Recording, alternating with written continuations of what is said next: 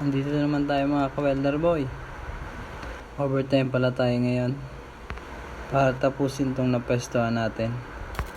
Flat position lang muna tayo para chill lang mag-welding habang nakaupo. Final layer na pala itong mga ka-welder boy. At kung mapapansin nyo, may dumalaw pa sa ating bubuyog. Yan, tuloy na burn ka. Marami talagang insekto dito kasi yung site natin nasa bundok. So natural na lang yan. Tapos na pala yung first layer natin. Second layer naman tayo. At yun, tapos agad. Third layer naman tayo mga ka-welder boy. Ang waving ko pala dyan mga ka-welder boy, down up lang. Para umumbok yung hinang natin. At yun, dyan nagtatapos ang multi-run process natin mga ka-welder boy.